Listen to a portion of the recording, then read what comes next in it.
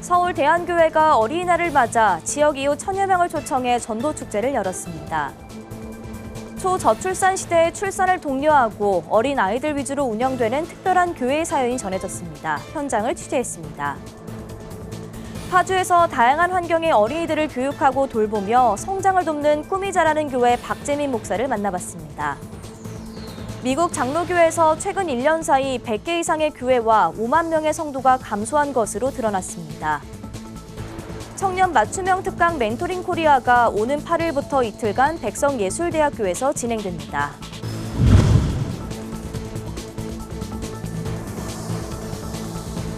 시청자 여러분 안녕하십니까? 구티비 뉴스입니다. 어린이날은 어린이들이 바르고 슬기롭게 자라도록 하기 위해 제정된 날인데요. 101년 전 소파 방정환 선생은 어린이들을 독립된 인격체로서 존중해야 한다고 강조했습니다. 이로부터 100년 넘게 이어진 어린이날엔 지역 곳곳에서 다양한 행사를 개최하며 어린이들에게 긍지와 자신감을 심어주는데요. 서울 대한교회도 어린이날에 앞서 지역 어린이들을 초청해 축제의 시간을 가졌습니다. 정성관 기자의 보도입니다. 서울 양천구에 위치한 대한교회가 어린이날을 맞아 전도축제를 마련했습니다. 서울 영산고등학교에서 열린 전도축제에는 영어부에서 초등부까지 교회 안팎에 있는 어린이들을 대상으로 진행됐습니다. 현장엔 많은 비가 왔지만 작은 우산 속에 몸을 피한 어린이들의 모습엔 기대감이 가득했습니다. 교회는 올해 5번째 어린이 전도축제를 개최했습니다. 지난 3년간 코로나19로 진행해오지 못하다 엔데믹 시대에 접어들면서 축제의 문을 다시 열 수 있게 됐습니다. 우리가 운영하는 영산고등학교에서 아이들 초대해서 한번 좋은 시간 갖자 하는 의미에서 시작을 했어요.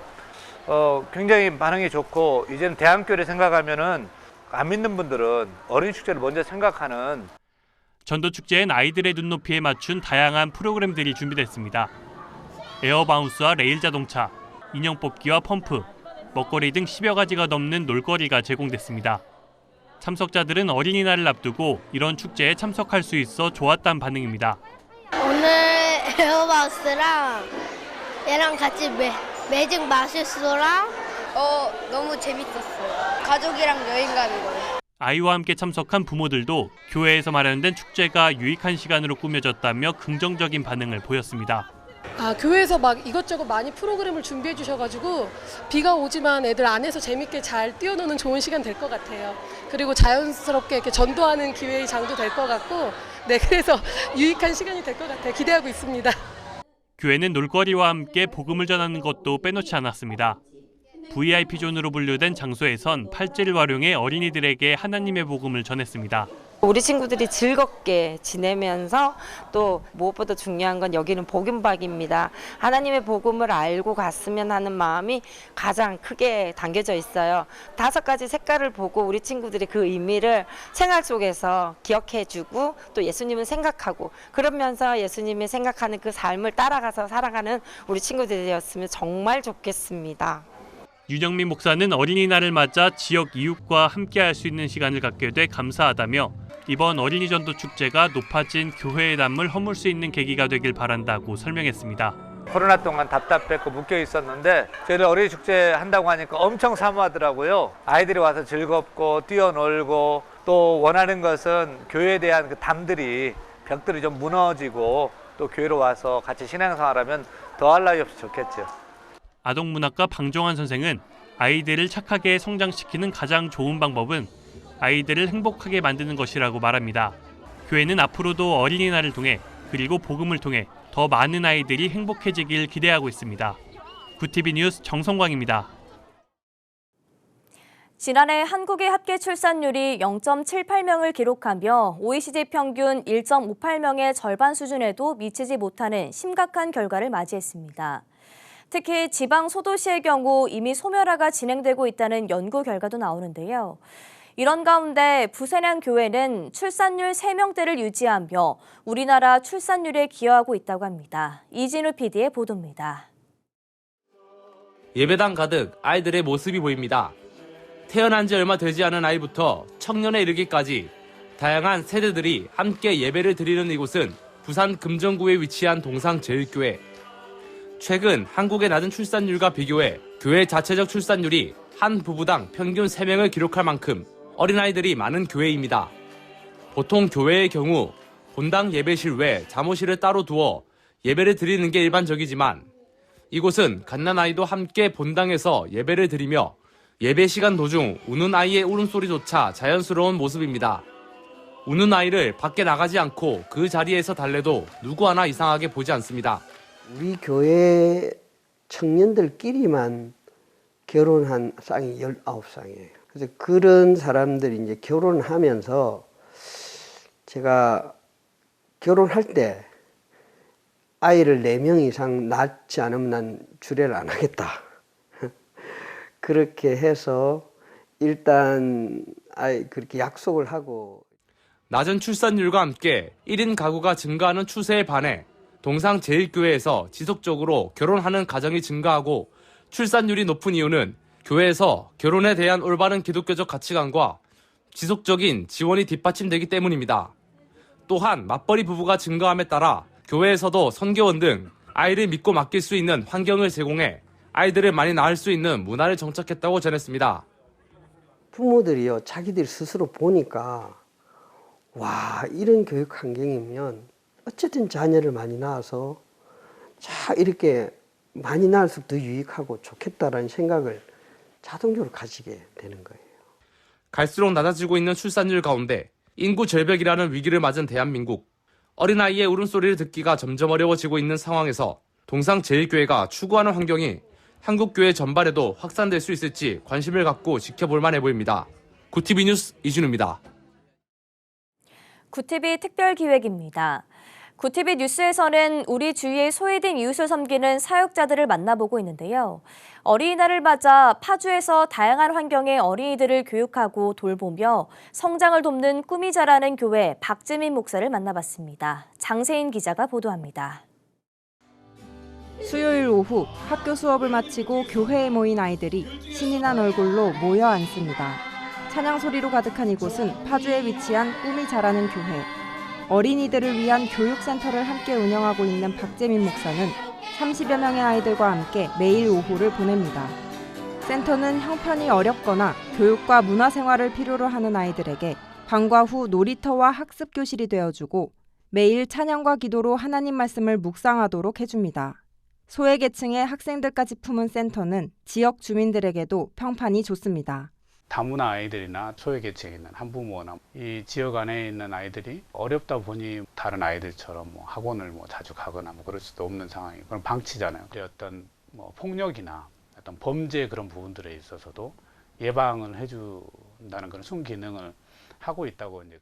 국영수 기본 과목 공부는 물론 공예와 합창, 음악 레슨까지 센터 프로그램은 다양합니다. 지역 어린이 복지에 도움을 준다며 파주시장 표창장을 받기도 했습니다. 어린 시절 집안의 어려운 사정으로 조부모 밑에서 자란 박 목사는 어려운 형편에 놓인 어린이들을 보면 늘 보듬어주고 싶었다고 전했습니다. 특히 다문화 가정과 같이 다른 환경에서 자라는 아이들의 신앙적인 부분을 신경 쓰고 있습니다. 베트남 아이 같은 경우는 불교 국가잖아요. 근데 예배를 드리고 있는데 불교 4대 집안의 분이 오셔가지고 아이 뒷목을 잡고 끌고 갔어요. 전체적인 흐름에 동의를 했으면 것들을 학부모들이 먼저 양해를 구하고 교회를 다니지 않더라도 인성적인 부분도 가르치니까. 박 목사는 한국교회가 외곽에 있는 사각지대 아이들을 위한 사역에 손을 놓고 있는 동안 방치된 어린이들에게 이단들이 접근하게 된다고 경고했습니다. 그러면서 교회에서 형편이나 가정 상황에 관계없이 다양한 아이들이 어울릴 수 있는 자리를 만들어야 한다고 강조했습니다. 아이들은 굉장히 순수해요. 순수하니까 자기들 안에서는 이제 그런 부분들이 큰 탈 없이 이렇게 잘 어울리게 되고 어려운 가정에 있는 아이들만 있다 보면 자기들만의 어떤 세계에 빠지게 되고 나중에 이 아이들이 컸을 때 사회생활하고 이렇게 했을 때 이런 부딪힘이 없이 생각들을 공유하고 이야기를 하면서 사회성도 길러지고. 면적당 인원 제한으로 인해 등록을 희망하는 아이들도 대기 명단에 올려놓을 수밖에 없는 것이 가장 안타깝다는 박재민 목사. 교육 공동체가 필요한 아이들이 무료로 다닐 수 있는 대안학교를 만드는 것이 최종 목표라고 전했습니다. 구TV 뉴스 장세인입니다. 미국 장로교에서 지난해 100개 이상의 교회가 감소한 것으로 나타났습니다. 미국 크리스천 포스트에 따르면 미국 장로교 총회 사무국은 최근 연례 통계 보고를 발표하고 교단 소속 교회 수가 2021년 8,813개에서 지난해 8,705개로 줄었다고 밝혔습니다. 사무국에 따르면 활동 회원수 역시 119만 3천 명에서 114만 명으로 1년 사이 5만 3천여 명 감소했습니다. 총회 측은 성명을 통해 팬데믹은 끝났지만 교회가 받는 영향은 여전히 감지되고 있다고 전했습니다. 한편 보고서는 여러 분야에서 교세 감소세를 보이고 있지만 청소년들의 신앙 고백과 청소년들의 제자짐 등 청소년층에선 증가세를 보이고 있다고 설명했습니다. 청년 맞춤형 특강 멘토링 코리아가 오는 8일부터 이틀간 백성예술대학교에서 진행됩니다. 지난해에 이어 2회째를 맞이한 멘토링 코리아는 사회 각계각층에서 실력으로 인정받은 명사들을 초대해 청년들에게 희망과 비전을 공유하고 있습니다. 올해는 특별히 KBS 출신 김여룡 아나운서의 스피치 특강과 전 세계 K-좀비 웹툰 열풍을 일으킨 주동근 작가, 법의학자 유성호 교수와 강윤성 영화감독이 강연자로 나서 청년들에게 지식과 경험을 나눌 예정입니다.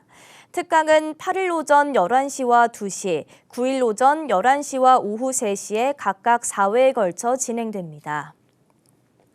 국제구호개발 NGO 희망친구 기아대책은 어린이날을 맞아 빅스마일데이 찾아가는 문방구를 진행한다고 밝혔습니다. 빅스마일데이 찾아가는 문방구는 기아대책이 지난해부터 보호대상 아동들이 행복한 어린이날을 보낼 수 있도록 돕기 위해 마련된 행사입니다.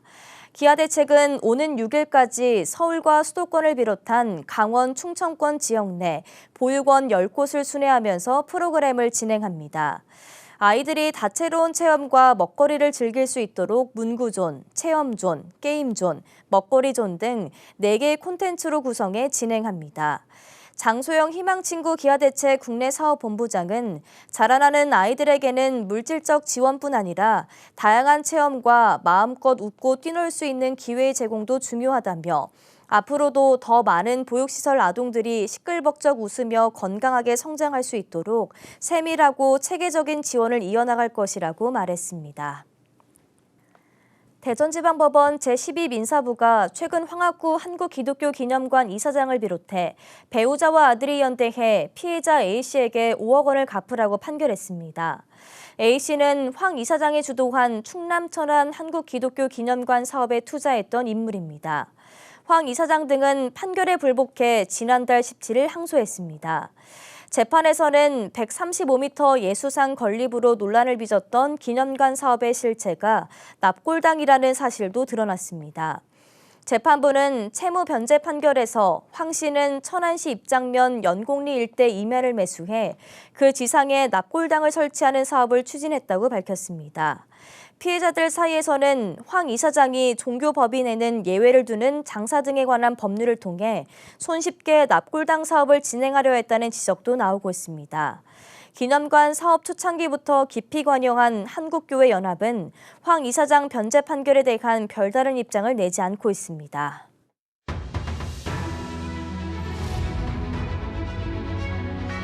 오늘의 이슈 포커스입니다. 북한이 한미를 겨냥한 허수아비 화형식을 했다고 보도한 가운데 정부가 매우 유감이라며 주민 통제에 사용하려는 선전적 성격도 있을 것이라고 분석했습니다. 통일부 관계자는 4일 기자들과 만나 한미가 정상회담 후 확장 억제 강화가 합의되자 북한이 불만이 생겼다고 화형식 보도 이유를 분석했습니다. 또 북한이 한미 위협을 과장해 주민들에게 겁을 주려는 이유도 있을 것이라고 덧붙였습니다. 한국을 방문하는 기시다 후미오 일본 총리에게 이례적으로 최고 수준의 경호 조치가 적용됩니다. 대통령실이 기시다 총리 방한 일정에 맞춰 경호 등급을 상향 조정했다고 4일 밝혔습니다. 국내외 정치 상황을 고려한 결정이라는 설명입니다. 일본에서 발생한 아베 신조 전 총리의 총기 피습 사건과 기시다 총리에 대한 사제 폭발물 투척 사건이 영향을 미쳤을 가능성이 크다는 관측이 나옵니다. 기시다 총리는 오는 7에서 8일 1박 2일 일정으로 한국을 찾습니다. 비정규직과 월 150만 원 미만 급여를 받는 노동자의 절반이 공휴일에 유급휴가를 받지 못한 것으로 드러났습니다. 직장인 1000명을 대상으로 한 여론조사에서 나온 결과라고 시민단체 직장갑질 119 등이 4일 밝혔습니다. 빨간 날 유급으로 쉴 수 있느냐는 질문에 비정규직의 51.8%가 그렇지 않다고 답했습니다. 월 150만 원 미만 임금을 받는 노동자의 49.5%도 같은 답을 했습니다. 직장갑질 119 민연기 노무사는 모든 노동자가 차별 없이 근로기준법상 권리인 휴식권을 사용할 수 있도록 해야 한다고 주장했습니다. 강남 학원가에서 마약 음료를 만들고 공급한 보이스피싱 조직원 일당 3명이 재판으로 넘겨졌습니다. 4일 서울중앙지검 전담수사팀은 이들에게 최고 사형까지 구형할 수 있는 마약류 관리법상 영리목적 미성년자 마약 투약 혐의를 적용했습니다. 검찰은 죄질에 맞는 처벌이 이뤄져야 한다며 혐의를 적용한 이유를 밝혔습니다. 이들은 중국 보이스피싱 조직과 함께 마약 음료를 제조하고 집중력 강화 음료 무료 시음회로 속여 강남 학원가에서 나눠준 것으로 알려졌습니다. 구TV 뉴스 장현우입니다.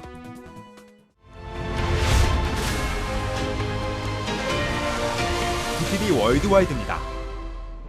중국 입장을 대변하는 관영지 글로벌타임스가 4일 중국이 대북 제재를 하지 않고 있다는 윤석열 대통령 발언은 근거 없다고 보도했습니다. 윤 대통령이 기자 오찬 간담회에서 했던 발언을 소개하며 한미동맹을 정당화하기 위한 변명일 뿐이라고 비난했습니다. 윤 대통령은 지난 2일 중국이 유엔 안전보장이사회의 대북 제재를 이행하지 않고 있다고 말했습니다. 랴오닝성 사회과학원의 한반도 전문가인 위차오는 중국과 관계를 희생해서 미국을 기쁘게 하겠다는 윤 대통령의 의지가 보인다고 주장했습니다. 미국이 대규모 반격 작전을 앞둔 우크라이나에 로켓을 전달했습니다. 미국이 제공한 무기 4천억 여원 규모의 목록에 히드라-70 공대지 로켓이 포함됐다고 AP 로이터 통신이 현지 시간 3일 보도했습니다. 히드라-70 로켓은 미국 제너럴 다이내믹스사가 만든 최대 사정거리 약 10.5km의 발사체입니다. 미국은 또 폭파 장비와 트럭, 차량 수리를 위한 진단 장비도 전달할 예정입니다. 로이터는 이번 무기 지원이 러시아 지상군을 상대할 우크라이나군에 도움이 될 것이라고 전망했습니다. 맥도날드 미국 점포에서 10살 아이도 일하는 등 불법 아동노동 사례들이 드러났습니다. 미국 노동부가 켄터키주와 동남부 지역에서 단속을 벌여 이같이 적발했다고 현지 시간 3일 영국 일간 가디언이 보도했습니다. 점포 총 62개를 운영하는 맥도날드 가맹점 사업자들이 15세 이하 미성년자 305명을 고용한 사실이 밝혀졌습니다. 10살짜리 아동 2명이 새벽 2시까지 청소 주문 접수 등을 맡아서 일하기도 했습니다. 해당 고용주들은 2억 8천여만 원 규모의 과징금을 낼 예정입니다. 동아프리카 르완다 서부에서 폭우로 최소 127명이 숨졌다고 현지 시간 3일 현지 일간지 더 뉴타임스가 보도했습니다. 르완다 기상청은 전날 발표한 월간 일기예보에서 전국적으로 50에서 200mm의 강우량이 예상된다고 전했습니다. 최근 계속된 비로 지반이 약해져 산사태도 일어나 피해를 키웠다고 국영 RBA 방송이 전했습니다. 서부 웨스턴주의 프랑스와 하비데케코 주지사는 구조 수색 작업이 진행 중이며 사망자는 더욱 증가할 것으로 보인다고 전했습니다. 구TV 뉴스 장현우입니다.